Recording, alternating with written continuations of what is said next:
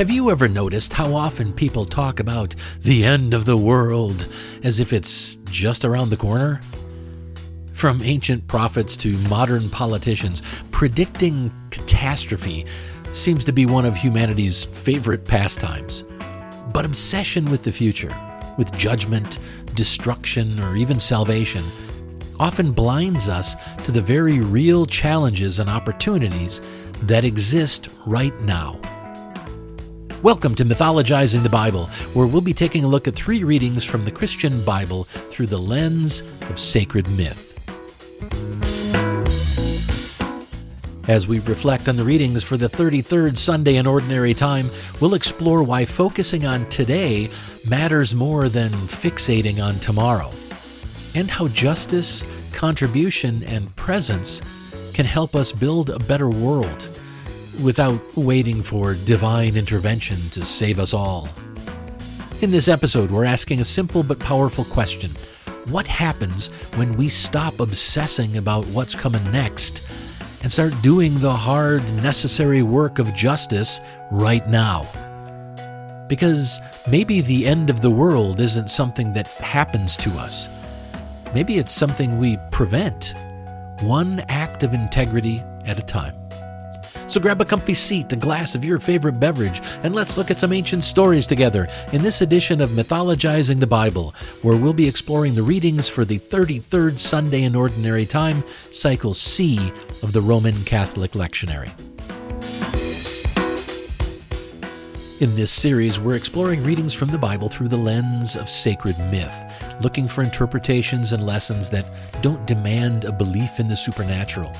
What that means from a practical standpoint is that we will assume that these readings and stories are fiction, written by pre-scientific people with their own agendas and different audiences. Now, you might agree with the lessons I find, but I encourage you to look for something that rings true to you. Part of the beauty of understanding these writings as sacred myths is that we're free to interpret them for ourselves. We're free to learn the lessons that we need right now. So with that, let's dive in. As I said, tonight we'll be looking at the readings for the 33rd Sunday in Ordinary Time, Cycle C. Our first reading is from the book of Malachi. It's chapter 3, verses 19 through 20a. Our second reading is from second letter to the Thessalonians. It's chapter 3, verses 7 through 12. And our gospel reading is from Luke. It's chapter 21, verses 5 through 19. Now we'll start by going through all 3 of the readings, then we'll look for the messages and the main lesson in each one. Finally, we'll bring everything together, look at what it means for us today, and talk about where we go from here. And with that, let's begin. Our first reading is from Malachi. For the day is coming, blazing like an oven, when all the arrogant and all evildoers will be stubble. And the day that is coming will set them on fire, leaving them neither root nor branch, says the Lord of hosts. But for you who fear my name, the Son of Justice will arise with healing in its wings. Our second reading is from Paul's second letter to the Thessalonians. Brothers and sisters, for you yourselves know how you ought to follow our example. We were not idle when we were with you, nor did we eat anyone's food without paying for it. On the contrary, we worked night and day, laboring and toiling, so that we would not be a burden to any of you. We did this not because we do not have the right to such help, but in order to offer ourselves as a model for you to imitate. For even when we were with you, we gave you this rule: the one who is unwilling to work shall not eat. We hear that some among you are idle and disruptive. They are not busy, they are busybodies. Such people we command and urge in the Lord Jesus Christ to settle down and earn the food they eat. And our gospel reading is from Luke. Some of Jesus' disciples were remarking about how the temple was adorned with beautiful stones and with gifts dedicated to God. But Jesus said, As for what you see here, the time will come when not one stone will be left on another. Every one of them will be thrown down." "Teacher," they asked, "when will these things happen? And what will be the sign that they are about to take place?" He replied, "Watch out that you are not deceived. For many will come in my name, claiming, 'I am he,' and 'the time is near.' Do not follow them. When you hear of wars and uprisings, do not be frightened. These things must happen, but the end will not come right away." Then he said to them, "Nation will rise against nation, and kingdom against kingdom. There will be great earthquakes, famines, and pestilence in various places, and fearful events, and great signs from heaven. But before all this, they will seize you and persecute you. They will hand you over to synagogues and put you in prison, and you will be brought before kings and governors, and all on account of my name. And so you will bear testimony to me. But make up your mind not to worry beforehand how you will defend yourselves. For I will give you words and wisdom that none of your adversaries will be able to resist or contradict. You will be betrayed even by parents, brothers and sisters, relatives and friends, and they will put some of you to death. Everyone will hate you because of me, but not a hair of your head will perish. Stand firm, and you will win life." All right, so let's go back and take a critical look at these readings and see what learnings and lessons we can find if we dig around just a little bit. So our first reading was from Malachi, and this passage is fierce and full of fire, literally. It paints a vivid picture of arrogance and evil being consumed in flames, while the righteous are healed by the Son of Justice. A lot of Christians interpret this as an end times prophecy, but it was likely written in response to corruption and hypocrisy within Israel's own priestly system at the time. It was about accountability in the present, not punishment in the hereafter. In that light, the author wasn't predicting an apocalypse. He was demanding moral reform at that moment in time. His message was simple. If you claim to serve justice, then you better freaking act like it. Empty piety doesn't mean shit. The flames weren't about divine wrath. They were just a metaphor for the cleansing power of truth and fairness. Unfortunately, the Christian interpretation of this text turned that call for justice into a binary of believers versus unbelievers. It fused their beliefs with morality, as though ethics only exist for those who profess faith in the right God. That kind of thinking has caused centuries of harm. It implies that a person without religious belief is, just automatically corrupt, and that people who do terrible things, they can still be saved if they invoke the right deity. That's moral bankruptcy just disguised as holiness. When cruelty, exclusion, or nationalism are justified in the name of God, it doesn't matter how loudly someone preaches righteousness. They've abandoned the very justice this passage was calling for. Integrity without empathy can become cruelty. But faith without justice, that's just self-deception. If we strip away the mythological language, I think this reading still offers something that's pretty relevant. Justice isn't a divine punishment or a future event. Justice is a daily practice. Justice is how we treat the people around us. It's how we use our voices and how we confront hypocrisy when we see it. In human terms, justice means aligning our choices with fairness and compassion, not just when it's convenient, but especially when it costs us something. The foundational values at work here are integrity and fairness. Integrity keeps us honest about our motives, and fairness ensures that our actions contribute to the shared good. Taken together, they remind us that morality isn't about what we claim to believe. It's about what we do when it matters the most. So the main lesson I got from our first reading is that we must act with justice every day of our lives. The Son of Justice isn't a Messiah or a miracle. It's the light of truth we create when we act with fairness and integrity. That's how corruption gets burnt away. That's how healing begins. The world doesn't need divine fire to set things right. It needs people who are willing to live their values with courage, empathy, and accountability. We must act with justice every day of our lives. Our second reading was from the second letter to the Thessalonians. And this reading is one of those texts that's been twisted far beyond its original intent. In the early Christian community of Thessalonica, some people believed that Jesus' return was imminent. It was going to happen any day now. So why bother working? Why labor or plan for tomorrow if the world was about to end? Paul's message was practical, not punitive. Stop waiting around and do your part.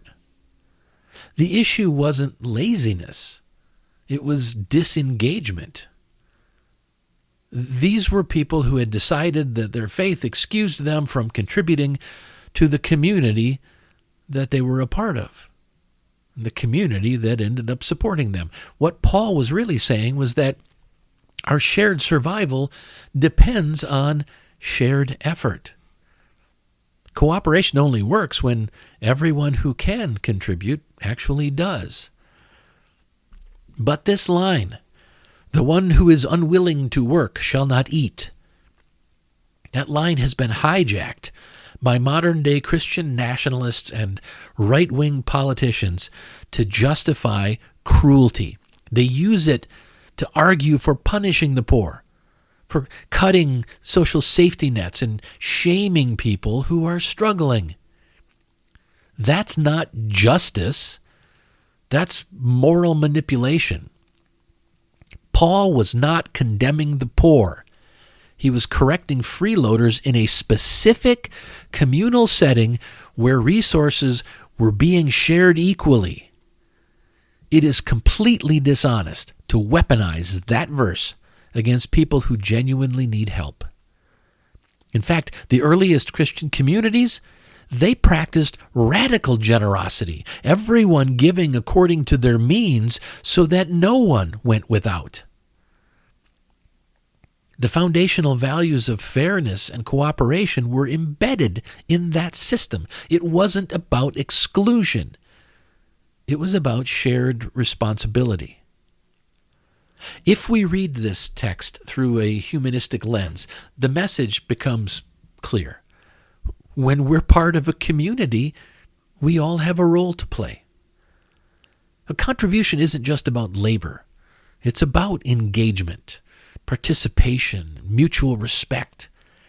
Even those who can't work in traditional ways still bring value through care and creativity, even through connection with others. True cooperation doesn't punish vulnerability. It honors effort in all of its various forms. Fairness and empathy have to stay balanced, right? Holding people accountable while also holding them up. We can't build strong communities if we confuse compassion with weakness, or if we confuse contribution with worth. Anyway, the main lesson I got from our second reading is that we're called to contribute if we're able. The point of this passage was never about denying food or dignity to anyone.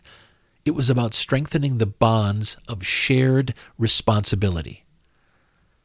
A healthy society thrives when everyone gives what they can and receives what they need. That's not charity. That's justice. It's how we sustain both integrity and empathy in our communities, and it's what makes progress possible. We're called to contribute if we're able. Okay, our final reading was from the Gospel of Luke. And this reading sounds like something out of an apocalyptic movie. Wars, earthquakes, persecution, and destruction.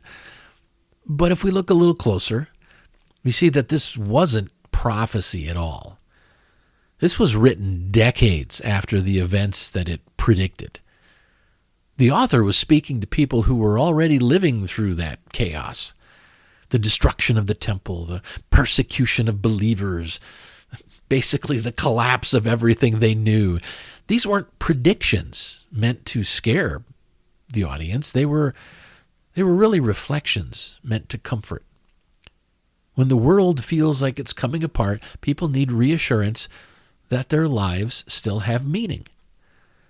This passage was really about finding hope in the midst of uncertainty, not by escaping reality, but by facing it with courage and composure. Apocalyptic messages have always appealed to people who feel powerless. The idea that God will fix it all, that's deeply comforting to many people, especially when the world seems unjust or unpredictable. But that kind of belief can also lead to passivity, a sense that there's no point in acting now because the end is already written. We see that same mindset today in the people who dismiss climate change or social inequality or corruption because they think some divine plan will sort it all out in the end. That's not faith, though. That's fatalism. It's the belief that all events are predetermined and that makes them inevitable. The real challenge is to live meaningfully now, to act with empathy and fairness and integrity, even when the future is uncertain or looks grim. Hope should inspire action, not replace it. When we strip away the supernatural framing of this reading, this passage offers a timeless truth. Fear of the future steals life from the present. Worrying about what might happen can paralyze us, but staying engaged with what's in front of us, what we can actually influence, that keeps us grounded and a lot more resilient. The foundational values of integrity and cooperation are key here. Integrity means responding to crisis with honesty and courage rather than denial or despair. Cooperation reminds us that survival and progress are collective efforts, and they always have been. Together, they turn fear into purpose and anxiety into action. The author of Luke might have been trying to sustain faith through a time of persecution, but the deeper lesson here still stands. Hope isn't waiting for rescue. Hope is choosing to keep building even during uncertain times. So the main lesson I got from our gospel reading is that we should focus on the present and not obsess about the future.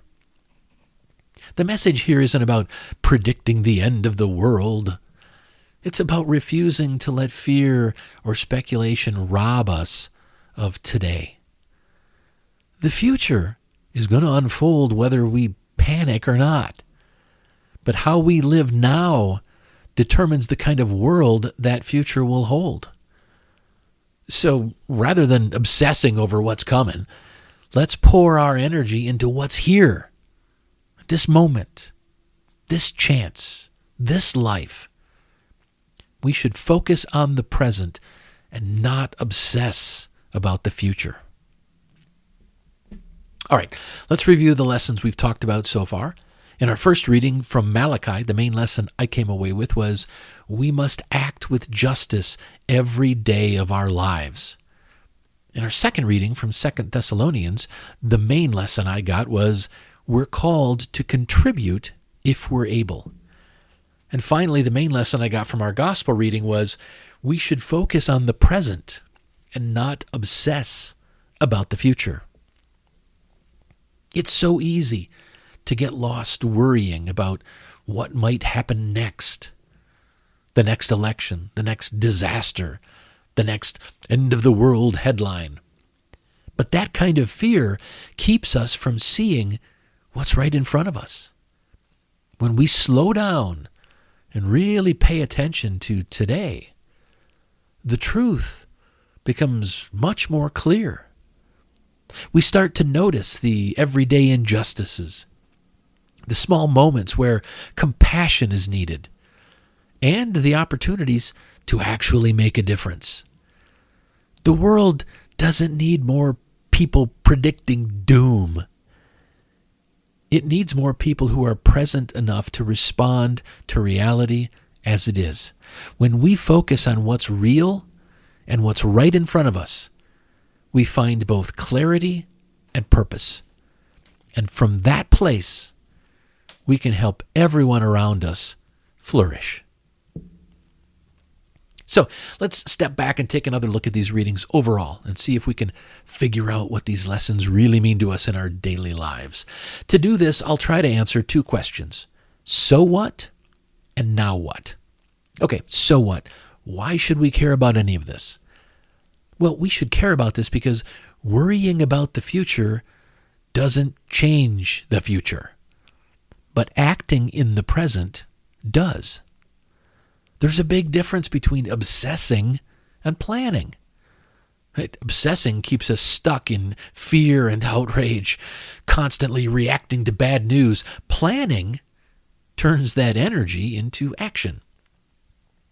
Every major social change, from civil rights to climate progress, every one of them started because people focused on what they could do today, not on what might happen tomorrow.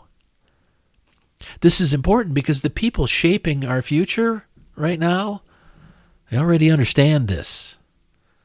The ultra-wealthy and politically powerful right-wing conservatives aren't just talking about someday. They're executing detailed plans right now, one step at a time. And they've been doing it for decades. They've built networks, they've bought influence and rewritten the rules to serve themselves, all while convincing ordinary people to fight their battles for them. If we want a better, fairer world, we have to be just as strategic. And that means grounding ourselves in the reality of right now. We should care about this because staying present, well, that keeps hope alive. When you're fully focused on the moment, you start seeing what's actually possible instead of just what's terrifying. That's how we find purpose. Big progress doesn't come from sudden miracles. It comes from small, consistent choices that are rooted in clarity and courage. Hope grows when we act on what's right in front of us. This is important because our collective well-being depends on it. The world doesn't need more prophets of doom. The world needs more planners, builders, and truth-tellers who pay attention to the present and take the next step forward together. If we want justice, we can't just dream about it. We have to design it one day and one action at a time. That's how we stop reacting to the world we fear and start creating the world we want. And the last question I try to answer is, now what? What are we supposed to do? Where do we go from here? Well, most of us spend a lot of time thinking about the future. What might go wrong? What could fall apart? What's coming next? It's natural to worry. That's how our brains try to keep us safe. But too often that worry turns into obsession. We replay the same what-if scenarios over and over again. And instead of asking, what now? And when that happens, when we get focused on all the, what ifs, what if, we're not actually preparing for the future. We're just spinning our wheels in fear. So, with that in mind, here's your question for the week. When do I find myself worrying about the future instead of doing something to shape it? When do I find myself worrying about the future instead of doing something to shape it? Reflecting on this question matters because awareness is the first step toward change. The moment you recognize when you're obsessing rather than planning is the moment you gain the power to shift gears, the power to take even one small action that moves you forward. And I know this firsthand. Back in 2008, when the housing crisis hit, I was living in El Paso, Texas with my family, but I was working across the border in Juarez, Mexico.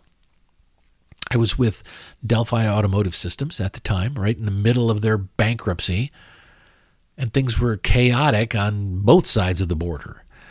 The drug cartels were at war, and 10,000 Mexican military troops had been deployed to Juarez. It had literally become the murder capital of the world. My colleagues and I had to go through military checkpoints every day just to get to work.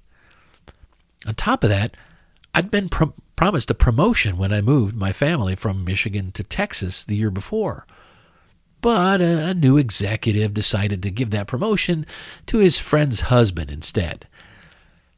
So there I was, stuck with a mortgage I could barely afford, a job that was going nowhere, in a location that was absolutely terrifying, and a growing sense of panic that things were only going to get worse.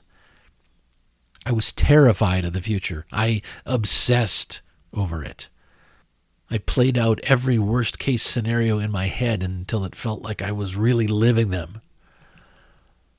Then one night, I was talking to my wife, venting, worrying, doing what I usually did, and she just looked at me and said, "If you don't like your situation, then change it." It sounds simple, but in that moment, it hit me like a ton of bricks. She was right. I couldn't control the economy or the company I was working for or the hostilities in Mexico that I had to face every day, but I could control what I did next. So instead of freaking out about the future, I sat down and started working on a plan to change it. Over the next 9 months, I applied for more than 100 jobs all over the country. I had interviews, I worked with recruiters, started applying for government positions as well, but nothing was panning out. It was 2009 and everyone was struggling after the housing crash. Then one day I got invited to a Department of Defense job fair in Washington, D.C. They were mostly hiring for GS-9 and GS-11 positions, which paid a lot less than I was making at the time. But I figured, why not? I need to do something. I need to keep moving ahead. So I bought a non-refundable ticket from El Paso to D.C. because that was a lot cheaper than a refundable one, hoping that maybe something would pan out. A couple days after buying the ticket, and before I actually made the trip, I got a call about a GS-14 position I'd applied for at a different government agency. And his position was in IT contracts, which was an area I knew inside and out. I took the interview sitting in my car during my lunch break. 30 minutes later, they made me an unofficial offer, and a couple days after that, I got the official offer. I used that plane ticket to go to D.C. because it was non-refundable, but I didn't use it to go to the DoD job fair. I used it to meet with the people who had made me that much better offer. That was 16 years ago. And I'll soon be retiring from the federal government after a very successful career there. But here's what I learned during that incredibly difficult job search. When life feels out of control and the future looks terrifying, the best thing you can do is stop obsessing and start taking action. Decide on a goal, break it down into small, manageable steps, and then take the next step every single day. When your mind starts spiraling into that fear, bring your focus back to the present moment and ask, what can I do right now to move forward? Because that's really all there is to it. That's why answering this week's question can be so powerful. When do I find myself worrying about the future instead of doing something to shape it? It's not about forcing yourself to stop worrying. It's about noticing when you've crossed the line from planning to obsessing and then gently steering yourself back toward action. When you learn to do that, you take back control. You stop letting fear of the future paralyze you, and you start shaping your own life, one small, deliberate step at a time. Well, before I wrap things up, I'd like to leave you with one more thought. The Buddha once said, "Do not dwell in the past. Do not dream of the future. Concentrate the mind on the present moment." That quote might sound simple, but it captures something profoundly practical about human behavior. When we're caught up in anxiety about what might happen next, our attention drifts away from the only place where real change can occur, which is right now. The Buddha wasn't saying that the future doesn't matter. He was reminding us that the future is built in the present. Every action we take, every choice, every step, shapes what comes next. And that's exactly what our question for this week is about. Learning to recognize when we're stuck in fear and then redirecting that energy into positive action. When we concentrate the mind on the present moment, we become more effective, more centered, and more capable of shaping the outcomes that we care about. When I was living in Texas during the housing crisis, that lesson became real for me. I didn't like my current situation, and simply stressing out about it and freaking out about the future wasn't helping at all. It took focusing on the present moment, taking the next best step to move me just a little bit closer to my goal. That made all the difference. So instead of letting worry take up space in your head, try what the Buddha suggested. Bring your focus back to the here and now. Ask yourself, what can I do today that will move me closer to the life I want to live? That's not just mindfulness. That's progress in motion.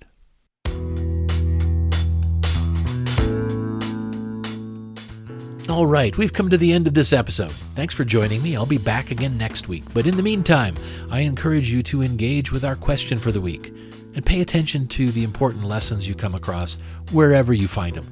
You'll create a more purposeful and joyful life, and you'll start to feel more connected to the world and the people around you. I hope you enjoyed this episode of Mythologizing the Bible as we did a deeper dive into the readings for the 33rd Sunday in Ordinary Time, Cycle C of the Roman Catholic Lectionary. Remember that the world doesn't need more people predicting doom. It needs people who are present enough to respond to reality as it is. Thank you for listening. If you like this content, please consider telling a friend about it. The more people who hear the positive messages I'm sharing, the better.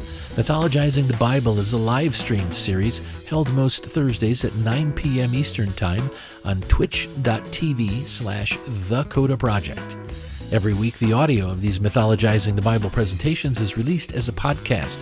You can find both the podcast and the video versions of the presentations at thecodaproject.com.